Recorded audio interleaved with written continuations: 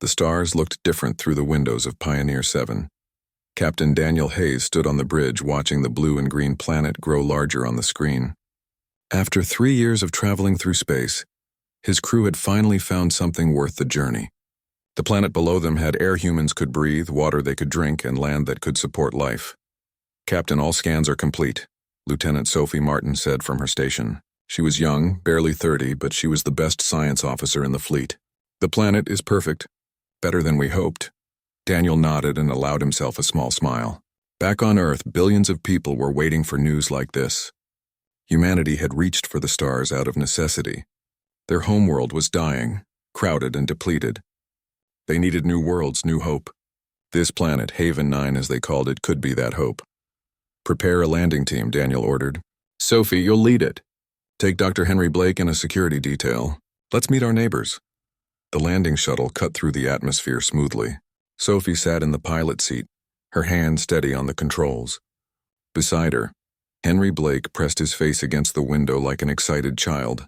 He was 50 years old, gray at the temples, but his eyes held the wonder of someone seeing magic for the first time.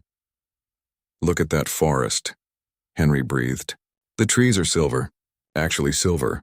The shuttle touched down in a clearing near what looked like a city.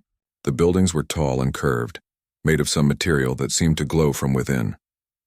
As the landing ramp lowered, Sophie checked her sidearm one more time. First contact protocols were clear. Be friendly, but be ready. They didn't have to wait long. A group of beings emerged from the tree line, moving with grace that seemed almost like dancing. They were tall, taller than any human, with skin that looked like it was made of crystal. The light caught them and made rainbow patterns dance across their bodies. They wore simple robes and carried no visible weapons. "Incredible," Henry whispered. The lead alien stepped forward. It raised one hand, palm forward, in what might have been a universal gesture of peace. Sophie mimicked the gesture, her heart pounding. This was it, humanity's first contact with intelligent alien life. The alien spoke. The words were musical, flowing like water over stones. Sophie's translator device clipped to her collar, whirred and clicked as it processed the sounds. After a moment, it spoke in English. "Welcome, travelers. We are the Velkari. We have watched your ship arrive. You are welcome here." Sophie's jaw dropped. They spoke as if they had been expecting humans, as if this was the most natural thing in the world. "I am Lieutenant Sophie Martin of the human exploration vessel Pioneer 7, she said carefully. "We come in peace. We seek friendship and knowledge." The Velkari's face, delicate and angular, showed what might have been pleasure. "We know you are the cubs, the young ones who reach for the sky. Come, we will show you our home." The first weeks on Haven 9 were like a dream. The Velkari welcomed the humans with open arms. They provided housing and structures that seemed to grow from the ground itself. They shared their food, strange fruits and vegetables that tasted better than anything from Earth. They answered every question with patience and kindness. Captain Daniel Hayes established a base camp near the Velkari city. More crew members came down from Pioneer 7, engineers, scientists, diplomats. Everyone wanted to see the miracle for themselves. Everyone wanted to meet the aliens who seemed too good to be true. Dr. Henry Blake spent every waking hour with the Velkari elders. They taught him their language, their history, their way of life. He learned that the Velkari had lived on this planet for thousands of years. They had no wars, no conflicts, no crime. They had built a civilization based entirely on peace and cooperation. "They're remarkable," Henry told Daniel one evening over dinner. "They've never known violence. Not in recorded history. They see conflict as something primitive, something their ancient ancestors moved beyond." Daniel frowned. "Everyone has conflicts. It's natural." "Not them," Henry insisted. "They've evolved past it. Socially, mentally, even physically. They're what we could become given time." The Velkari had a name for humans in their language. It translated roughly as the cubs. Henry explained that it was a term of affection, the way you might refer to children who were still learning about the world. "They don't mean it as an insult," Henry said. "They see us as a younger species, full of potential but still rough around the edges." Some of the crew didn't like the term.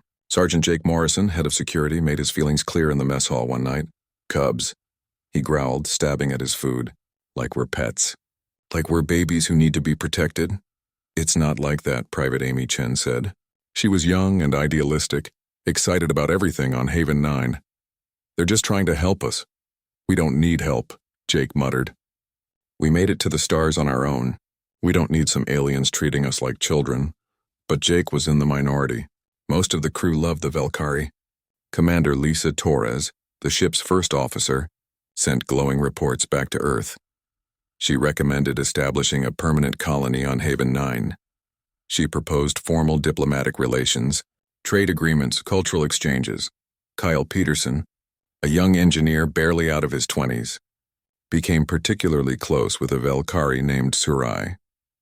She was curious about human technology, about the way humans thought and felt. Kyle taught her about Earth, about the struggles that had driven humanity to the stars. In return, Surai taught him about Valkyrie philosophy. We believe in harmony, Surai explained one day as they walked through the silver forest. Her voice was like music even when speaking English. All beings seek peace. Violence is the absence of understanding. When you truly understand another, you cannot harm them. Kyle nodded, though he wasn't sure he agreed. He had seen violence on Earth. He had seen people who understood each other perfectly but still chose to hurt one another. But he didn't argue. The Valkyrie had lived in peace for thousands of years. Maybe they knew something humans had yet to learn. 3 months passed. The base camp grew into a small settlement. More buildings went up. Agricultural domes to grow earth crops. Communications arrays to stay in contact with the home world. Medical facilities. Schools for the children who would eventually come. The Valkyrie helped with everything. They showed the humans which local plants were safe to eat. They warned them about the few dangerous animals that lived in the forests. They shared technology that made life easier. Machines that could purify water instantly or generate power from sunlight with perfect efficiency. At night, the two species would gather together. Humans and Valkyrie would share meals, tell stories, laugh at jokes that didn't quite translate but were funny anyway. Bonds formed. Friendships grew. It seemed like the beginning of something beautiful, a partnership between species that could last for generations. Daniel Hayes should have been happy. His mission was a success beyond anyone's wildest dreams. But something nagged at him, a feeling he couldn't quite shake. The Valkyrie were too perfect, too peaceful, too eager to help. Am I being paranoid? He asked Sophie one night. She considered the question carefully. Maybe. Or maybe you're being cautious. There's nothing wrong with being cautious. They've been nothing but kind, Daniel said. But Henry says they've never known violence, not ever. That doesn't seem natural. Maybe it is for them, Sophie suggested. Maybe that's just who they are. Daniel wanted to believe that. He wanted to trust the Valkyrie completely. But he was a military man, trained to look for threats, to plan for worst-case scenarios, so he kept his guard up just a little. He made sure the security team stayed sharp. He kept weapons locked and ready just in case. It seemed like unnecessary precaution. The Valkyrie showed no signs of aggression. They welcomed humans into their cities, their homes, their lives. They called them cubs with affection in their voices. They treated humanity like beloved younger siblings who needed guidance and care. Everything was perfect. Too perfect, and that worried Daniel more than he was willing to admit. The mining expedition left at dawn. Sergeant Jake Morrison led a team of 6 into the mountains east of the settlement. The Valkyrie had told them about rich mineral deposits in the canyons there, metals that humans could use to build better structures and machines. Jake was grateful for work that got him away from the settlement and all the peaceful, smiling aliens. Stay alert, Jake told his team as they hiked up the rocky trail. Watch your footing. These mountains might look pretty, but they're still dangerous. Private Amy Chen rolled her eyes behind Jake's back. He was always so serious, always expecting trouble. The Valkyrie had told them the area was safe.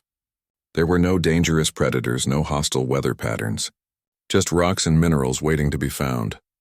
Corporal Ben Taylor walked beside Amy, carrying the heavy scanning equipment.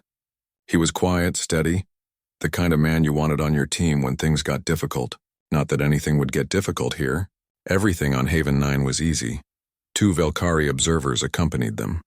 It was standard protocol now. The Valkyrie liked to watch humans work, to learn their methods. These 2, named Corin and Vela, walked behind the group with their usual grace. They spoke quietly to each other in their musical language. The canyon was beautiful. Tall walls of red and orange stone rose on either side of them. The sun filtered through gaps in the rock, creating patterns of light and shadow. Jake's scanner beeped steadily. detecting high concentrations of iron and copper. "This is it," Jake said, pointing to a cliff face. "Rich deposits right there in the rock." Ben set up the drill. "Amy, start marking survey points. Let's get this done quick." They worked efficiently. The drill bit into stone with a high-pitched whine. Amy moved around the area, placing small electronic markers that would help them map the deposits. The other team members prepared collection containers and safety equipment. Jake climbed up a narrow ledge to get a better view of the area. He wanted to see how far the deposits extended, whether they should expand their survey grid. The ledge was narrow, barely wide enough for his boots, but it offered a perfect vantage point. He didn't see the crack in the stone. It was hidden by shadow, a fracture line running through the rock. When Jake put his weight on it, the entire ledge shifted. The sound of cracking stone filled the air. Jake tried to jump back, but it was too late. The ledge gave way beneath him. He fell tumbling down in a shower of rocks and dust. He hit the canyon floor hard, and then the real disaster began. The collapsing ledge triggered a larger rock slide. Tons of stone came loose from the cliff face above, cascading down like an avalanche. Jake tried to roll away, but a boulder the size of a car caught his legs, pinning him to the ground. More rocks piled on top, burying him from the waist down. "Jake!" Amy screamed. She ran toward him, but Ben grabbed her arm, pulling her back as more rocks fell. The slide seemed to go on forever, dust filling the air so thick they could barely see. When it finally stopped, the silence was deafening. Then Jake started screaming. The pain was beyond anything he had ever imagined. Both legs were crushed beneath the rocks. He could feel bones grinding against each other, feel warm blood soaking through his uniform. Every tiny movement sent fresh waves of agony through his body. "Help me," Jake gasped. "Get these rocks off me!" Ben and Amy rushed forward. They grabbed the nearest boulder and tried to lift it, but it wouldn't budge. It was too heavy, wedged in place by the rocks around it.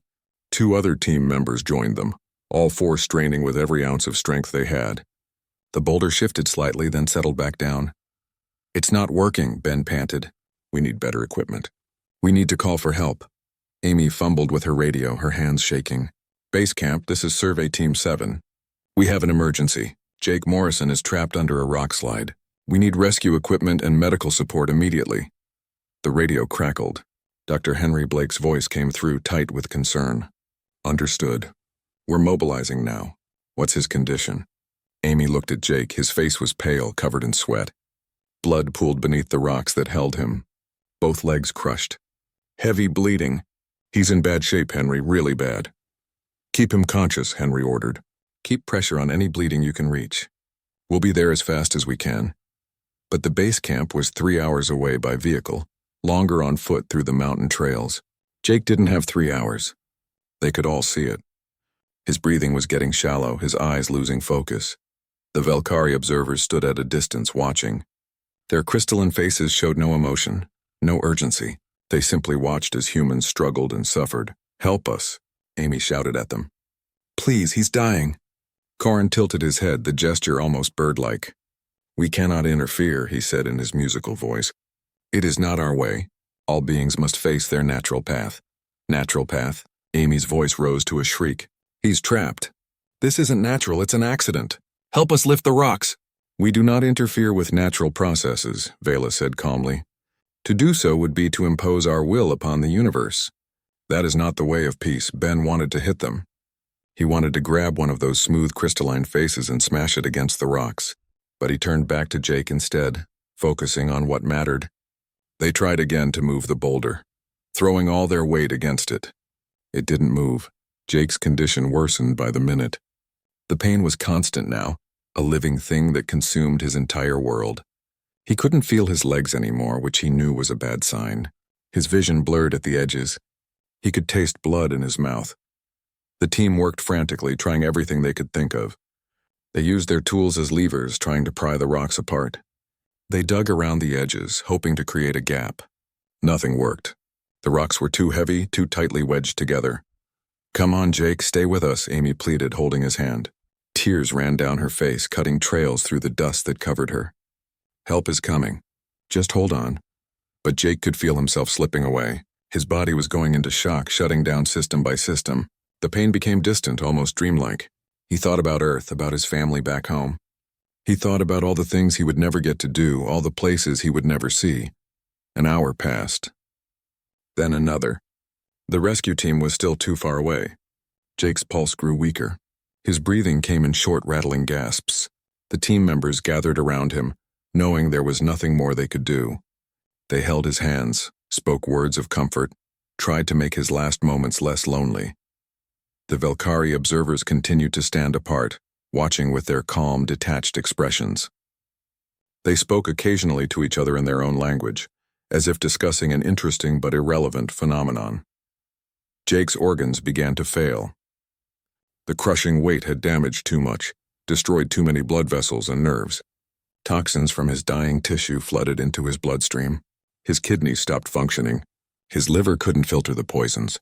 His heart struggled to pump blood that was barely reaching his brain. The pain, which had faded for a brief moment, came roaring back.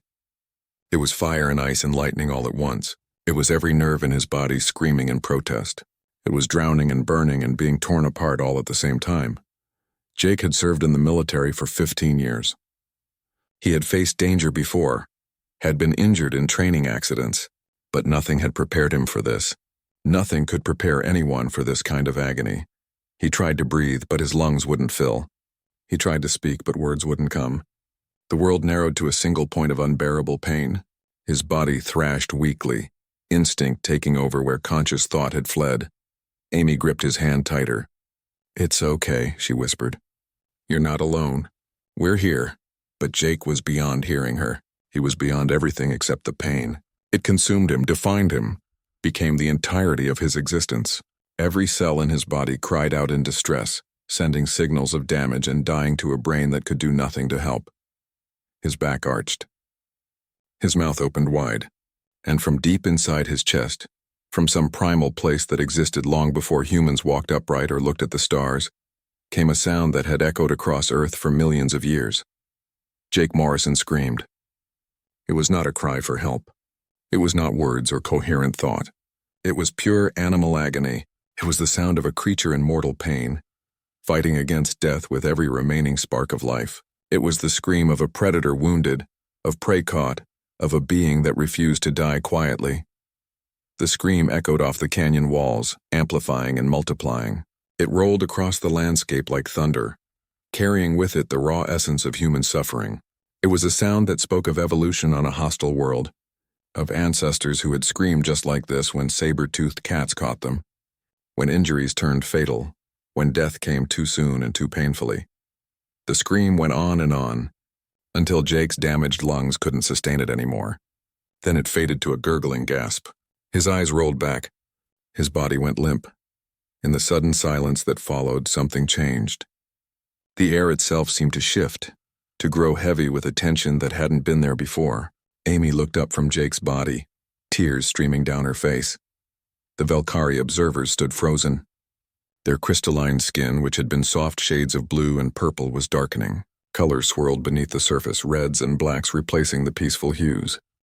Amy Chen watched in horror as the Valkyrie transformed before her eyes. Corin's delicate crystalline features were hardening, his face becoming angular and sharp. His hands, which had been long and graceful, now ended in claws that gleamed like knives. His body grew taller, broader, muscles rippling beneath skin that had turned the color of dried blood. Vela changed too, her transformation even more dramatic. Her gentle posture shifted into something predatory, coiled and ready to spring. Plates of armor-like crystal emerged from her skin, covering her chest and shoulders. Her eyes, which had been soft and kind, now burned with an intensity that made Amy want to run. "What's happening to them?" Ben whispered, his hand moving to the pistol at his belt. The Valkyrie observers didn't seem to hear him. They were focused entirely on Jake's broken body, their transformed faces showing an expression that might have been rage or might have been something else entirely. They moved suddenly, faster than Amy thought possible, closing the distance in seconds. "Stay back," Ben shouted, drawing his weapon. But the Valkyrie ignored him. They reached the rocks that pinned Jake and grabbed them with their clawed hands. The boulder that 4 humans couldn't budge, they lifted as if it weighed nothing. Muscles bunched and strained beneath their crystalline skin as they tossed the massive stone aside like it was made of foam. More rocks followed. The Valkyrie worked with frightening speed and precision. Their movements coordinated perfectly without any visible communication. They cleared the debris in minutes, revealing Jake's crushed legs. The sight made Amy turn away, but the Velkhari didn't flinch. Corin knelt beside Jake, his clawed hands moving over the injuries with surprising gentleness. Those same claws that looked designed for killing now worked like surgical instruments, probing wounds and assessing damage. He spoke in his own language, the words harsh and guttural now instead of musical. "His vital signs are failing," Vela translated, her voice deeper than before. "We need to stabilize him immediately." "You said you couldn't interfere," Ben said, his voice shaking with anger and confusion. "You said it wasn't your way." "That was before," Corin growled. "Things have changed. Back at the base camp, the transformation was happening everywhere." Surai had been teaching Kyle Peterson about Velkhari art when Jake's scream reached them. The sound traveled farther than it should have, carried on the wind or perhaps on something else, something deeper that Kyle didn't understand. Surai froze mid-sentence. Her skin began to darken, colors shifting beneath the surface like storm clouds gathering. Kyle watched in shock as she grew taller, her slender frame filling out with muscle and power. "Surai," Kyle said carefully, "are you okay?" She turned to look at him, and Kyle took an involuntary step back. Her eyes were different now, sharp and fierce. When she spoke, her voice rumbled from deep in her chest. "Someone is dying. Someone is in pain." She tilted her head, listening to something Kyle couldn't hear. "Human. One of yours." All around the base camp, every Velkhari was transforming. The teachers who had been working with human children suddenly towered over their students, their gentle demeanors replaced by something primal and terrifying. The workers who had been helping build new structures stood frozen, their bodies changing shape. Even the Velkhari elders, who had seemed ancient and frail, now radiated power and barely contained violence. Captain Daniel Hayes was in the command center when the alerts started coming in. His screen filled with reports from across the settlement. Velkhari transformation, unknown threat. All personnel to defensive positions. What in God's name is happening? Daniel demanded. Commander Lisa Torres was already pulling up video feeds from security cameras. They showed Velkhari throughout the settlement, all of them transformed into something out of a nightmare. Some were larger than before. Others had grown additional limbs or weapons that looked biological but deadly. All of them had the same intense focus, the same predatory readiness. "Sir, should we arm up?" one of the security officers asked, his hand already on the weapons locker. Daniel hesitated. They were outnumbered 10-1. If the Velkhari attacked, humanity didn't stand a chance. But more than that, some instinct told him this wasn't an attack. "Not yet. Hold positions," Daniel ordered. "Weapons ready but not drawn. Do not fire unless directly threatened. And someone get me Dr. Blake now." Henry Blake was running through the settlement, his medical bag bouncing against his hip. He had heard the call about Jake, had mobilized the rescue team. But then he had seen the Velkhari changing, had felt the atmosphere shift into something heavy and dangerous. An elderly Velkhari named Nara, one of the leaders he had been studying with, blocked his path. She had transformed like the others. Though her changes were different, she looked ancient and powerful, like something carved from stone and given life. "You must come with me," Nara said. Her voice was still recognizable but deeper, more commanding. "Your people need to understand what is happening." "One of my people is dying," Henry said. "I need to get to him. Others are already going to him. They will save him if it can be done. You and I must speak to your captain." Nara didn't wait for an answer. She grabbed Henry's arm, not roughly but firmly enough that he knew resistance was pointless. She led him through the settlement toward the command center, moving with a speed and grace that belied her apparent age. The human guards at the command center raised their weapons when they saw Nara approaching, but she simply walked past them as if they weren't there. Henry hurried to keep up, calling out that it was okay, that she was a friend. He hoped that was still true. Daniel Hayes stood when they entered, his hand on his sidearm but not drawing it. He looked at Nara's transformed state, at the power radiating from her, and felt his carefully laid plans crumbling. Every defensive strategy he had prepared assumed humans would have time to react, time to coordinate.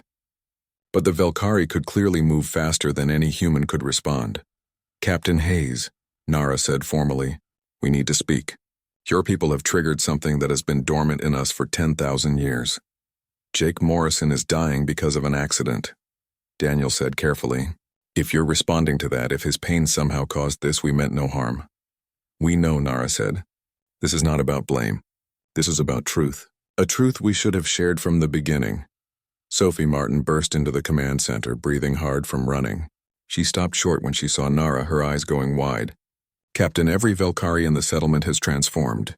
They're not attacking, but they're positioned around every human facility. We are protecting, Nara said simply. Your people are cubs who have been wounded. We must respond to that.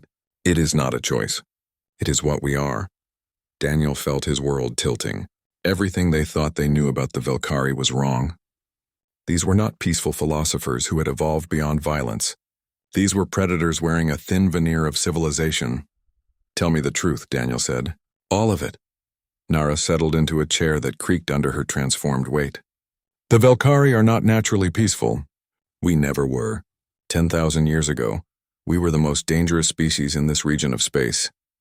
She explained it in simple terms, as if speaking to children who needed to understand something terrible. The Velkari had been warriors, conquerors, destroyers. Their aggression was triggered by distress, by the suffering of others. When they heard pain, something in their biology awakened, turning them into perfect killing machines designed to end the source of that pain. We nearly destroyed ourselves, Nara continued. Our wars consumed entire worlds. Every battle created more pain, which triggered more Velkari to transform, which created more battle. It was a cycle that had no end. How did you stop it? Henry asked, leaning forward despite his fear. We made a choice, Nara said. Those of us who survived realized we had to change or die.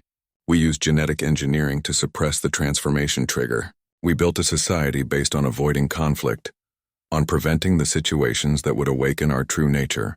For 10,000 years we have maintained peace through careful control. Until Jake screamed, Sophie said quietly. Nara nodded. The scream of genuine agony is the oldest trigger, the one hardest to suppress. It speaks directly to our base nature. When your sergeant screamed, every Velkari within range felt it. The genetic locks we placed on ourselves shattered like glass. Daniel paced the room, his mind racing through implications. So what happens now? Do you stay like this? Do you revert? Are we in danger? We will control ourselves, Nara said firmly. We chose peace once. We can choose it again. But you needed to see this. You needed to know what we truly are beneath the surface. Outside the command center, Kyle Peterson was having a similar conversation with Surai. She had led him away from the populated areas, to a quiet spot at the edge of the settlement where they could talk privately. I'm sorry you had to see this, Surai said. Her transformed state was slowly reverting, colors shifting back to gentler hues, but the process was gradual and she still looked dangerous. We wanted to guide you toward peace to help you avoid the mistakes we made. By lying to us? Kyle said, more hurt than angry. By pretending to be something you're not? We didn't lie, Surai protested. We are peaceful. We choose to be, but peace is not the same as being harmless. The emergency medical bay was silent except for the steady beep of monitors. Jake Morrison lay in a bed unconscious but stable. His legs were wrapped in bandages and supported by braces. Dr. Henry Blake stood nearby, reviewing the medical scans that the Velkari had taken before the human rescue team arrived. This is incredible, Henry murmured. Zooming in on an image of Jake's repaired femur, they set the bones perfectly, better than our best surgeons could have done in a full operating room. Amy Chen sat in a chair beside Jake's bed, holding his hand. She hadn't left his side since they brought him back. Her eyes were red from crying, but now they just looked tired. Why did they wait so long? They could have helped right away. They explained that, Henry said gently, their philosophy of non-interference. They believed it was wrong to impose their will on natural events. And then something changed, Amy said bitterly. When Jake screamed, suddenly their philosophy didn't matter anymore. Henry had no answer for that. He was struggling with his own questions, his own sense of betrayal. Everything he thought he knew about the Velkari had been turned upside down. They weren't the peaceful, enlightened beings he had admired. They were predators who had learned to wear a mask. Captain Daniel Hayes called an emergency meeting in the main assembly hall. Every human in the settlement attended, packing the space until people stood shoulder to shoulder. The air was thick with tension and fear. Everyone had seen the Velkari transform. Everyone had felt the shift from friendly neighbors to potential threats. Daniel stood at the front of the room with Commander Lisa Torres on one side and Sophie Martin on the other. The Velkari had been asked to stay away from the meeting, to give humans space to process what had happened. "I know you're all scared," Daniel began. "I know you feel betrayed. But I need you to listen carefully to what I'm about to tell you." He explained everything Nara had told him, the Velkari's violent history, their near self-destruction, the genetic engineering and cultural changes they had made to become peaceful, the trigger that Jake's scream had activated. "They lied to us," someone shouted from the crowd. "They pretended to be something they're not." "Did they?" Daniel asked. "They told us they were peaceful." That was true. They told us they had no wars or conflicts. That was also true. What they didn't tell us was why, what it cost them to maintain that peace. "It's a lie of omission," Lisa said. "And yes, they should have been honest from the start. But I think they were ashamed. They didn't want us to see them as monsters," Sophie spoke up. "The question now is, what do we do? Do we leave Haven 9? Do we try to continue the relationship? Do we request military support from Earth?" The room erupted in arguments. Half the people wanted to leave immediately, to get as far from the Velkari as possible. The other half argued that they should stay, that abandoning the settlement would be a mistake. Some called for weapons and defensive preparations. Others insisted that violence would only make things worse. Kyle Peterson raised his hand, waiting for the noise to die down. "I think we're missing something important," he said when Daniel gave him the floor. "The Velkari didn't attack us. When they transformed, when that ancient predator nature took over, they didn't hurt anyone. They saved Jake. Because they caused him to be in danger in the first place," and someone argued. "If they had helped when we first asked, he wouldn't have nearly died." "That's not fair," Amy said from the doorway. She had left Jake's side for the first time to attend the meeting. The accident wasn't their fault, and their philosophy, as stupid as it seems now, was consistent.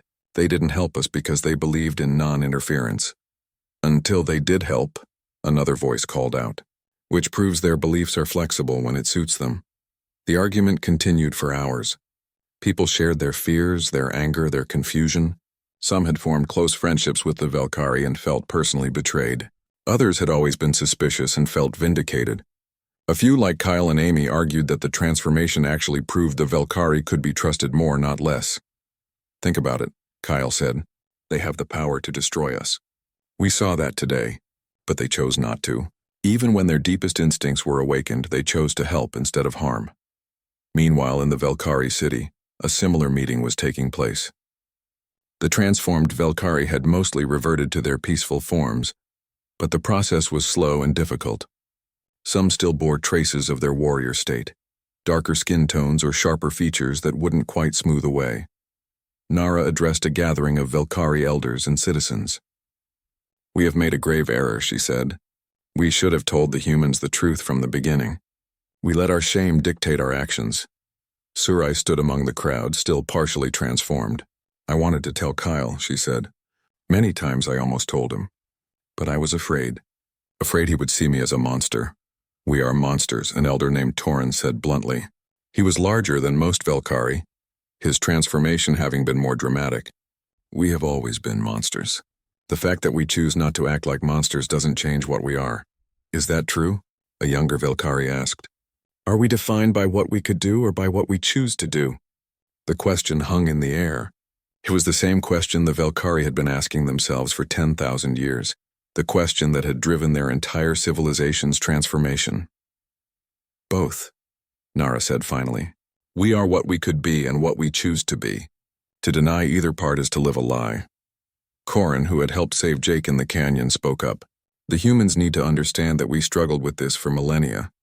The transformation trigger is genetic, built into every cell of our bodies. We can suppress it, but we cannot remove it. There will always be the risk that extreme circumstances could awaken it again. Then perhaps we should not be around species who suffer," Vela suggested.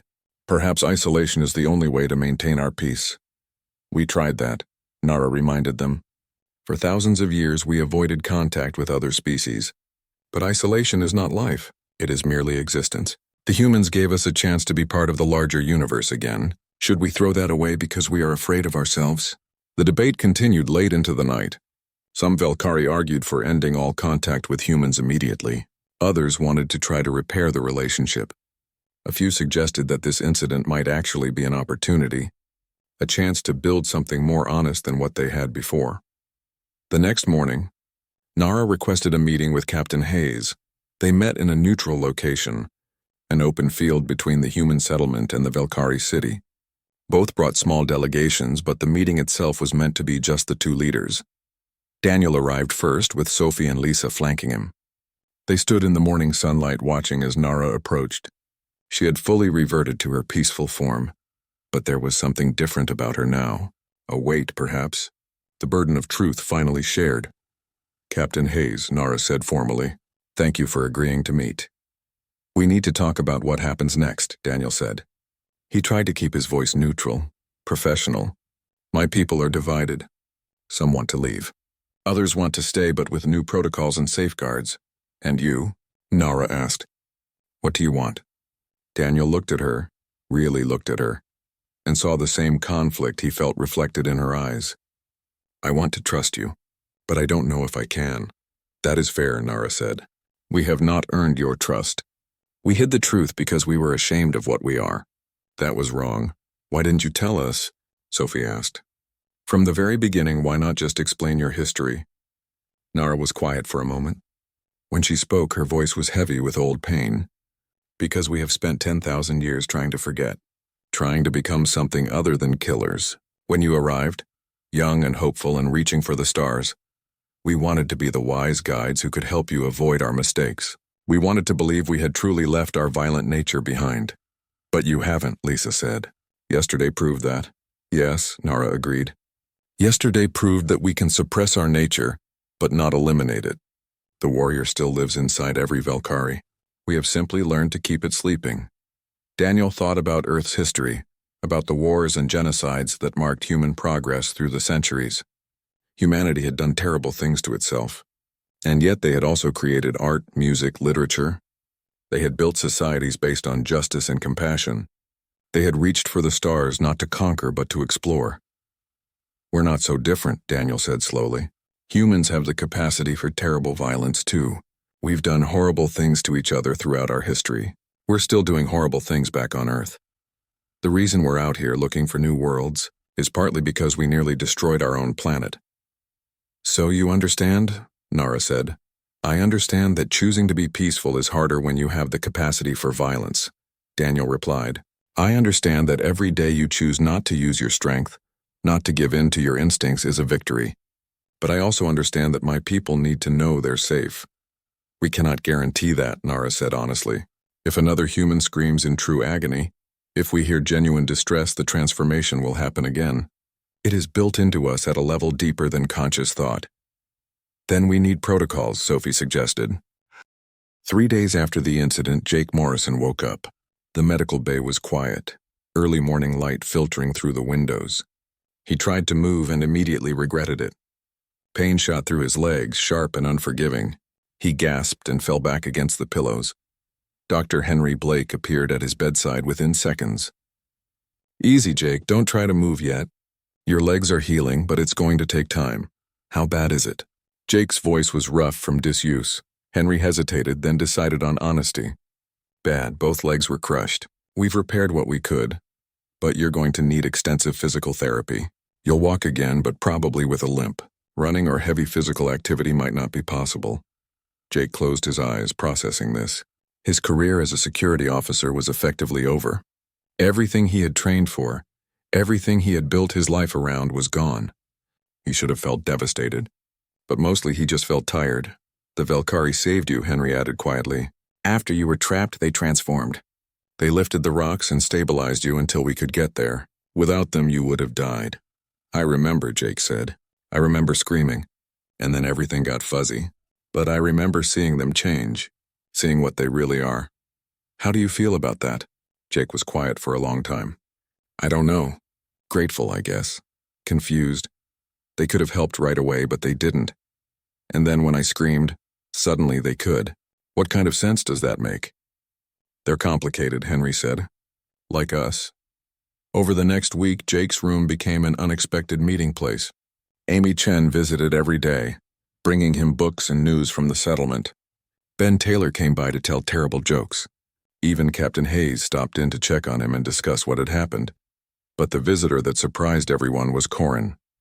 The Velkari who had helped save Jake requested permission to visit, and after some debate, Daniel Hayes allowed it.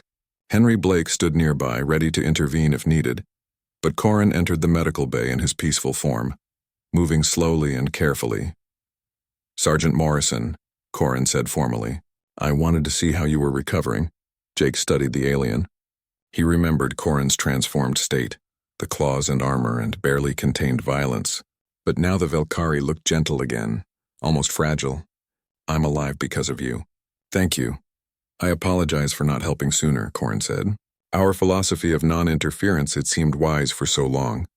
But when you screamed, when I heard that pain, something in me broke, or perhaps something in me remembered what we truly are." "What are you?" Jake asked. "Really?"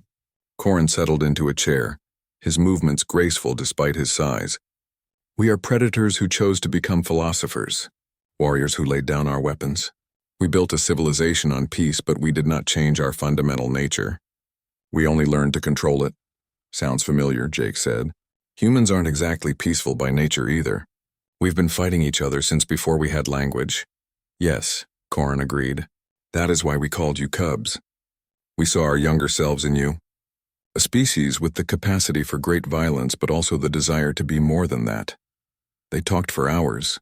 Corin explained the Velkari's history in detail, the wars that nearly destroyed them, the difficult transformation they had undergone. Jake shared stories about Earth, about the conflicts that had driven humanity to the edge of destruction, about the choice to reach for the stars instead of fighting over the scraps of their dying world. "So we're both monsters trying to be better," Jake said finally. "Perhaps," Corin replied. "Or perhaps we are simply beings with choices. The capacity for violence does not mean we must be violent. The ability to harm does not mean we must harm." News of Jake's conversation with Corin spread through the settlement. It sparked new discussions, new perspectives on what had happened. People who had been calling for immediate evacuation started to reconsider. People who had been afraid began to ask questions instead of making demands. Captain Daniel Hayes called another assembly, but this time he invited the Velkari to attend. Nara came along with Surai, Corin, Vela, and several other Velkari leaders.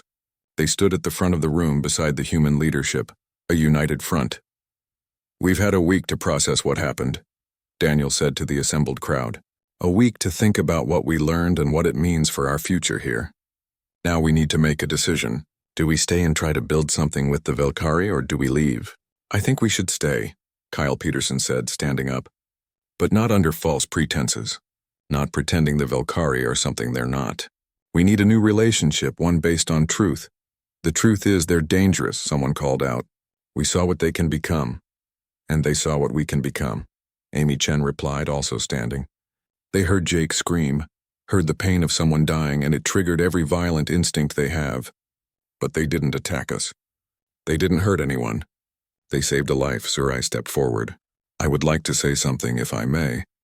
Daniel nodded for her to continue. "We Velkari have spent 10,000 years ashamed of what we are. Ashamed of the warriors we used to be. We built a civilization on the idea that peace meant suppressing everything violent, everything aggressive, everything that reminded us of our past. But that was a mistake," Nara added. "True peace is not the absence of the capacity for violence. It is the choice not to use that capacity. By hiding our true nature, we were living a lie, and lies, even well-intentioned ones, always cause harm in the end." The assembly hall was silent. People looked at each other, at the Velkari, at their leaders. Sophie Martin raised her hand. "What exactly are you proposing?"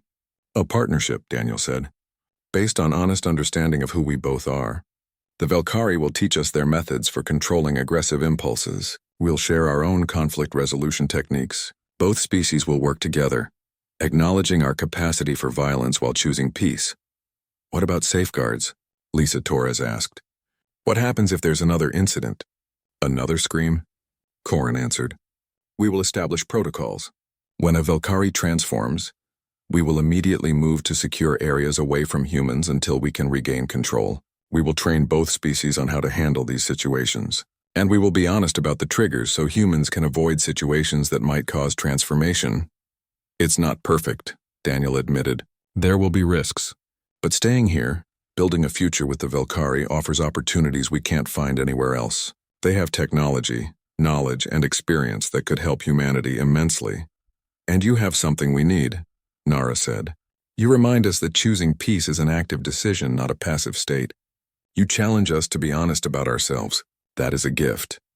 The vote was close, but ultimately the humans chose to stay. Not everyone was happy with the decision.